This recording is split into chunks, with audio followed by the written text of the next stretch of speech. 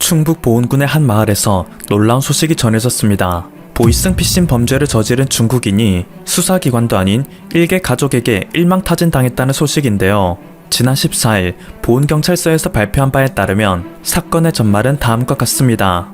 3월 9일 오후 1시경 보은군의 작은 시골 마을에 거주하는 80대 노인 A씨에게 전화 한 통이 걸려왔습니다. 고객님의 개인정보가 유출되어 통장에 있는 전 재산이 빠져나갈 수 있습니다. 전형적인 보이스피싱의 레포토리였죠. 하지만 세상 소식에 어두웠던 A씨는 은행원이 하는 말이라 여겨 이것을 전부 신용했고 보이스피싱 조직의 지시대로 자신의 통장을 우체통에 넣었습니다. 이 통장 안에는 1,300만원에 달하는 그의 전 재산이 담겨 있었죠.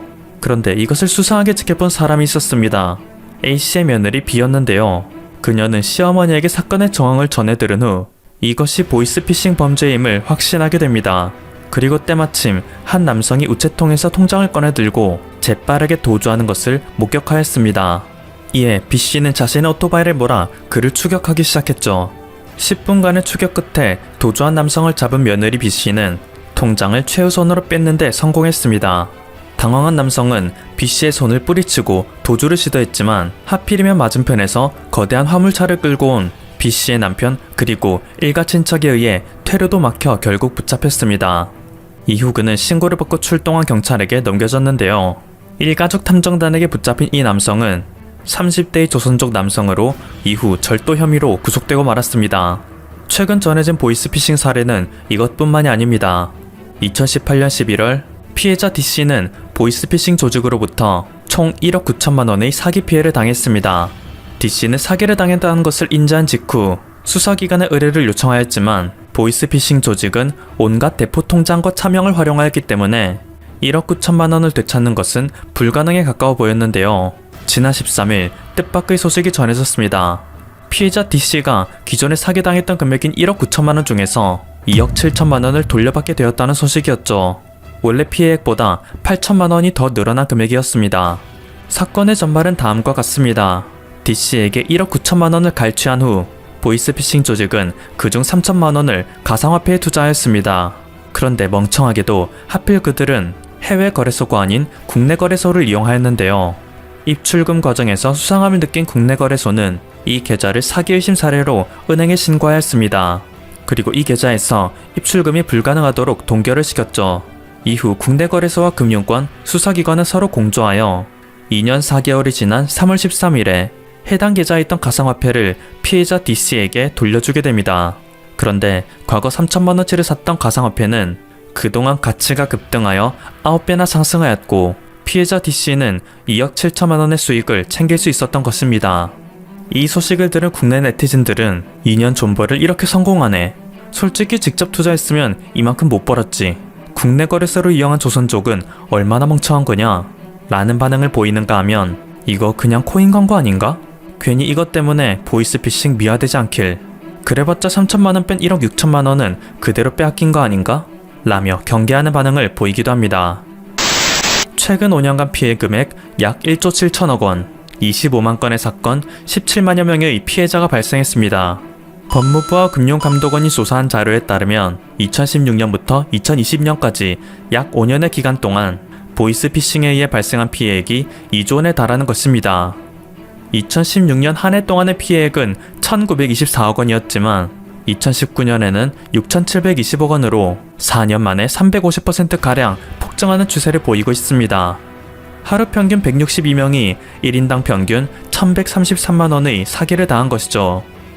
연령별 피해 금액과 건수를 보면 50대가 78,857건에 5,525억 원으로 가장 피해가 컸습니다. 아무래도 디지털화에 다소 뒤처져 있고 자식을 흉내내 범죄를 저지르는 보이스피싱 조직이 많기 때문에 부모들은 이에 속절없이 당할 수밖에 없는 것이겠죠.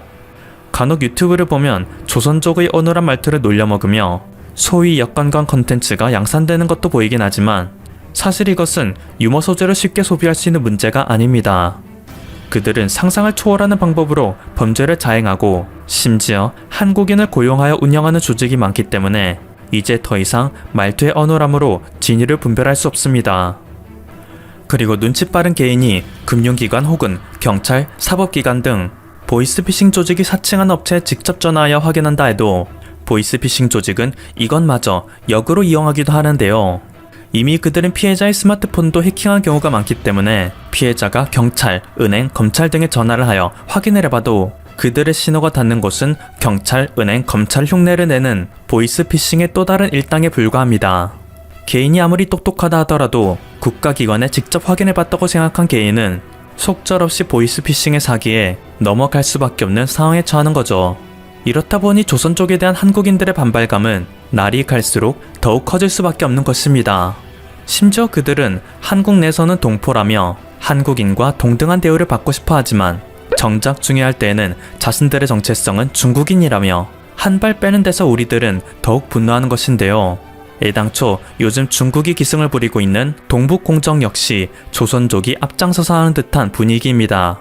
한국의 커뮤니티에서 중국에 우호적인 댓글을 남기고 주한미군보다는 주한중공군이 낫지 않냐는 댓글을 남기는 대부분은 조선족이라 해도 과언이 아니죠. 또한 중국 내에서도 TV에 출연하는 조선족들은 자신들이 직접 나서 한반도의 문화를 중국의 문화에 복속시키려는 모습을 보입니다. 때문에 예전에는 조선족을 우리 동포라 인식하던 사람들도 요즘에는 그들을 그저 중국인으로 생각해야 한다는 인식으로 많이 바뀌고 있는 상황입니다. 3월 17일 한국 영화계의 수작 태극기는 휘날리며가 4K의 화질로 리마스터링되어 재개봉됩니다. 한국전쟁이라는 우리 민족의 뼈아픈 역사를 담고 있는 이 영화는 당시 1000만 관람객을 동원하며 국민들의 큰 호응을 얻었고 전쟁의 비극과 북한의 만행을 다시금 되새기는 계기를 주었는데요. 이 영화에는 중공군의 개입 장면 역시 가감없이 담겨있기에 중국 때문에 통일의 과업을 이루지 못한 뼈아픈 역사까지 배울 수 있습니다. 그리고 대부분의 사람들이 익히 알고 있듯이 이 중공군의 깃발을 들고 달려든 인민군들 사이에는 언어만 우리와 같은 말을 사용할 뿐인 조선족이 상당히 많이 동원되어 있죠. 그러다 보니 일부 네티즌들은 이번에 재개봉하는 태극기 휘날리며를 보며 자신들이 동포라 주장하는 그들이 과거 우리에게 얼마나 씻지 못할 상처를 주었는지 깨달아야 한다는 주장을 하고 있는 것입니다. 그리고 이것과는 별개로 국내 네티즌들은 요즘 중국인들이 진행 중인 공정작업에 카운터를 날릴 수 있는 팩트 자료도 제시하고 있는데요. 중화인민공화국 건국의 아버지 마오쩌둥은 중국인 110%의 절대적인 지지를 받는 신적 존재입니다. 따라서 그의 의견에 이견을 다는 것은 사실상 공원에 끌려가 쥐도 새도 모르게 사라질 수도 있는 아주 위험한 행위라고 할 수 있죠. 그런데 이러한 마오쩌둥은 1964년 10월 요동은 원래 조선의 땅이었다는 발언을 한 바가 있습니다. 사실상 이 일대의 역사를 모두 중국으로 편입하려는 동북공정에 시조가 정면으로 반박한 것인데요. 이에 따라 저원라이 전 중국 총리 역시 고구려와 발해는 한국의 역사이며 중국의 동북지역은 조선민족의 주요 터전이었다 라는 발언을 하기도 했습니다. 저원라이는 중국인들이 가장 존경하는 사람 중 하나로 오래전에 세상을 떠났음에도 불구하고 중국인들은 그를 저우 총리라 부르며 추앙하고 있죠. 심지어 중국의 역사적 병크라 불리는 문화대혁명 때 중국의 수많은 문화재들이 갈려나가는 동안 저원라이는 앞장서서 이것을 막아내기도 했는데요. 자금성, 포탈라궁, 둔왕막곡을, 방산석경은 그가 파견한 군대로 인해 간신히 훼손되지 않았습니다. 청나라의 마지막 황제인 푸이 역시 그가 파견한 군대로 목숨을 부지할 수 있었죠. 공자의 고향인 산동에 세워진 대표적인 공자사당은 홍위병에게 파괴당하는 도중에 저원라이의 지시로 인해 더 이상의 파괴를 막을 수 있었습니다. 중국 유일한 여황제 측천무의 무덤인 걸릉과 한나라 귀족 부인의 미라, 마왕태 미라 역시 저원라이가 훼손금지령을 내려 보호될 수 있었으며 약 1700년 전 인도의 승려가 항저우에 건립한 고찰, 영원사는 저원라이의 지시로 입구에 마오쩌둥의 조상화를 걸어놔 간신히 화를 면할 수 있었습니다. 그리고 각종 고구려와 발해의 문화재는 저원라이가 중국의 전 대륙에 고구려와 발해는 한민족 역사라고 공표하는 바람에 문화 대혁명의 참사를 비껴갈 수 있었던 거죠. 만약 그의 현명한 판단이 없었다면 중국은 정말로 고고한 역사를 지녔음에도 불구하고 아무런 증거 자료도 없는 근본 없는 국가로 전락할 뻔했습니다. 그렇다 보니 중국 인민들은 그에게 무한한 감사를 표하며 신으로 떠받드는 존경심을 갖고 있는 것인데요. 마오쩌둥과 저원라이, 중국의 대들보인 두 명을 앞세운다면 공산당의 막무가내 주장은 어쩔 수 없다 할지 몰라도 일반적인 중국 국민들에게 인지 부조화를 일으키기는 충분하다는 국내 네티즌들의 주장이 이어지고 있습니다. 지금까지 퍼플투브였습니다. 여러분의 구독과 좋아요 그리고 알림 설정은 콘텐츠 제작에 큰 힘이 됩니다. 감사합니다. 매일 다양한 세계 뉴스를 한 방에 쭉 보내드리는 푸시뉴스입니다. 프렘푸시와 함께 구독하시고 알림 설정하시면 정말 유익하실 것입니다. 첫 번째 뉴스는 일본이 PCR 테스트의 숫자가 적은 것은 당연하다는 일본 내과 의사에 관한 것입니다. 내과 의사이면서 현재는 법무성의 비상근 의사로 교도소에서 재소자들을 돌보고 있다는 오오타와 후미에의 의견입니다. 테스트 숫자가 적은 것에 말이 많은데 일본에서는 그것이 당연하다. 왜냐하면 일본에는 군대 의사가 없기 때문이다. 라고 했습니다. 한국이 신속하게 테스트를 하는 것은 군대 의사, 군의관 때문인데 그들은 평소에 생물 훈련을 많이 받아서 방호복도 잘 입을 수가 있다고 했습니다. 일본은 원래부터 세계에서 가장 깨끗한 나라이기 때문에 의사들이 방호복을 입고 쓸 이유가 없었다는 거죠. 그러면서 전쟁이 없는 평화로운 일본, 건강한 국민들과 깨끗한 일본, 이것이 사실 일본의 문제점이다 라고 결론을 내렸습니다. 정말 개풀 뜯어먹는 소리를 하고 앉아있다는 생각밖에 안 듭니다.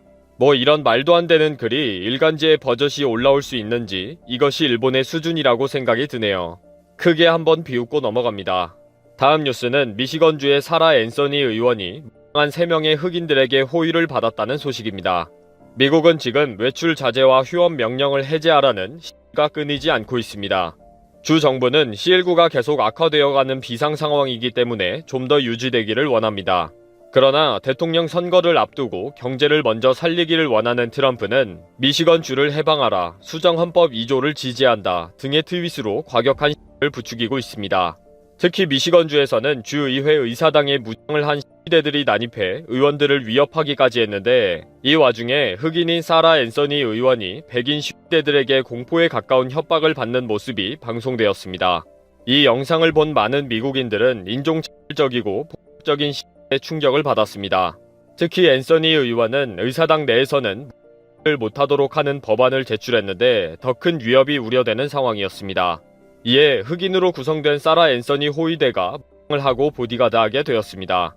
이들은 백인 시위대들이 앤서니 의원의 바로 앞에서 얼굴을 들이대며 강압적인 폭행과 시위를 한 것에 자극을 받은 지역구의 흑인들입니다. 대통령이 트윗으로 폭력 및 무력 시위를 지지하는 듯한 글을 올릴 정도로 지금 미국은 개판입니다. 최악의 상황에 처해 있는 미국의 대통령이 살균제 주사를 권할 정도로 심각합니다.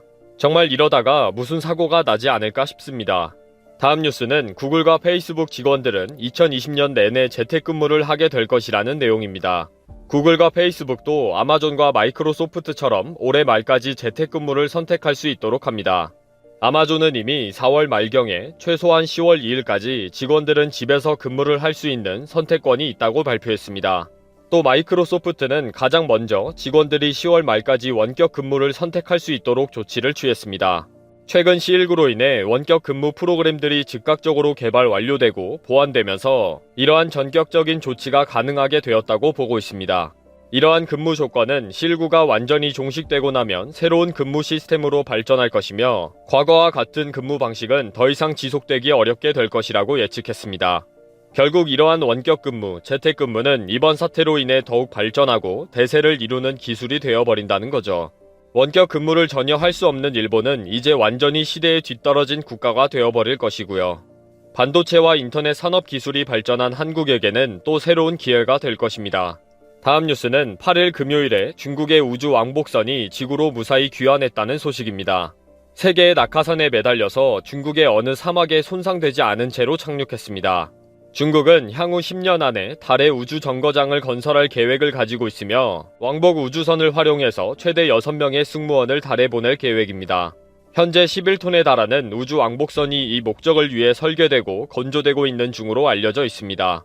중국은 미국과의 민간 우주 왕복선의 사업 경쟁에 있어서 자신감을 가지고 있으며 앞으로의 일정을 획기적으로 앞당길 것으로 예측이 됩니다. 그리고 중국은 결국 달에 새로운 건축물들을 지을 계획이며 이는 중국의 우주 정복 꿈을 실현하게 될 것이라고 보고 있습니다. 미국이 트럼프 때문에 획기적인 리더십을 발휘하지 못하고 뒤숭숭할 때에 중국은 일당 독재의 리더십으로 달려가고 있습니다. 안타까운 현실입니다. 마지막 뉴스는 일본 아와테현 키타가미시에서 발생한 비난 전쟁에 관한 소식입니다. 키타가미시는 현재까지 최종 전파자가 한 명도 나오지 않는 제로 지역입니다. 그만큼 자랑스럽기도 하겠지만 위기감도 높습니다. 혹시나 외부에서 침입을 해서 그 기록이 깨지지 않을까 하는 두려움이 있기 때문입니다. 그러다 보니 주변에서 현외 번호판을 가진 차량이 발견이 되면 주의 깊게 관찰을 하거나 의도적으로 배척을 하고 비난을 하는 일이 발생하고 있습니다.